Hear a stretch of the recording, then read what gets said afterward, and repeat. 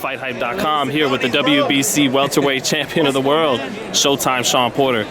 Shawn, I wanted to actually start with something. You know, father and trainer Kenny said that there is no other options but Errol Spence. That's the fight that's next. Is that the same page you're on? Yeah. And I know when we finished up with Danny, you know, I was saying Errol Spence, Keith Thurman, Manny Pacquiao, and ever since then we've eliminated 2 of those names, and we just want Errol Spence. My dad feels like the time is now.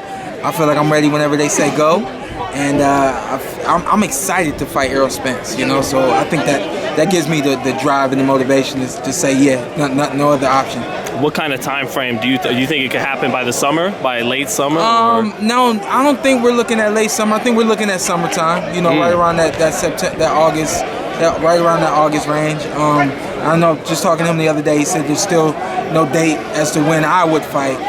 So we're still kind of up in the air, but that's how the negotiations go. You know, you don't get everything all at once. You know, you got to ease your way into it. Are you still willing to go to Texas for that fight? Oh yeah. Definitely willing to go to Texas.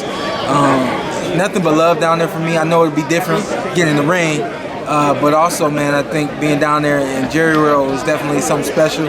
And I want to be a part of something like that, you know. So even if it's not this fight, a future fight down there in Dallas Cowboy Stadium would be awesome. Yeah. Now, after you defeated your Dennis Ugas right here in this arena in LA, you said that even though you won that fight, you would have to fight at a higher level against Errol Spence. You have to take your game to another level. Yeah. Do you still feel that way? And honestly, yes. And honestly, that fight took me to another level because, you know, you learn a lot in the loss, but you also learn a lot in the win. And I was able to look at that fight and just see little points where things could be done a little bit differently. And on top of that, fighting a different style to beat a different fighter. You know, so using that style the other night to beat Dennis Ugas, understanding that now I have another component added to my repertoire. That was already there, but now it's been shown to the world. You know what I mean? For 12 rounds. And now it's just another way to defeat a guy like Errol Spence, where I personally feel like I need everything to beat him, and I know the team feels the same way. You know, it's funny, right before I got here, I was listening, your boy Andre Ward had his show Ring Science, where he goes real in depth with this stuff. Yeah. So doing it from that aspect, what are the stuffs you could touch on that you could get better at for the Spence fight? So just to touch it just a little bit, Errol Spence is a guy that I'm not going to say Errol Spence hasn't been tested. I'm not going to say Errol Spence hasn't been up against the best and no one's been able to, you know, really, you know, do things to, you know, make him fight hard for him, anything like that at all. But I think that when you fight Errol Spence, you got to be able to touch his heart. You got to be able to touch his mind and the physical as well. And so we're going to have to do things that are going to make him think. And while he's thinking, we're going to have to be able to do things to make him react. And while he's reacting, we're going to have to do things to make him question himself, you know. And I'm not, hopefully, you know, I know everything's easier said than done, but you know, that's why we train hard. You know, we train hard to make the fight easy. So I'm going to train it like I always train, very, very hard. Go in the ring, be patient, be smart, and lay it all out there like I always do. Well, yeah, talking about laying it all out there, and you're saying, you know, the Ugas style was you trying, you know, moving for 12 rounds, incorporating that into the arsenal. But for Spence, do you go back to just the warrior Shawn, and do we get a war where it's the kind of fight where we love it, the fans love it, but maybe your family's gonna be going, damn, this is... To answer that question very easily, and you know, not to give away game plan or anything like that, I'm gonna say just gotta wait and see.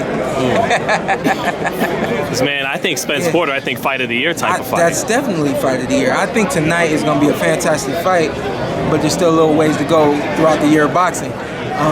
My fight with your Dennis, I don't think it went the way a lot of people expected it to go. I think that they were expecting us to stand in the middle of the ring and brawl. We came to the ring with a different game plan, the night of actually, and we put it down in a different way. But it left room for other fighters and other fights to, you know, kind of claim that fight of the year candidate right now. But that's all the way up until Errol Spence and Shawn Porter get in the ring.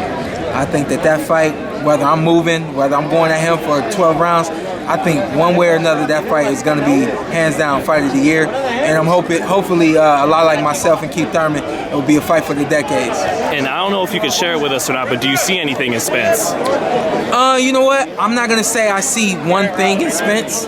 I think honestly it's gonna take a combination of things, a combination of mixing it up. And you know, that's why I'm experienced in going 12 rounds. That's why I'm experienced in being a world champion. I know how to mix it up at this point. I should know how to mix it up at this point, and mix it up to the point where the guy that's on the other side of the ring, they're trying to figure things out in the corner, and they're trying to figure things out in the middle of the ring. So I would say, if anything, controlling the fight is my #1 key to victory. And lastly, Shawn, does it do anything to you that people doubt you in this fight? No, it doesn't. I understand that. I understand being doubted more than I understand being supported. Obviously, my family, my friends. I have fans. I'm not gonna say no one supports me, but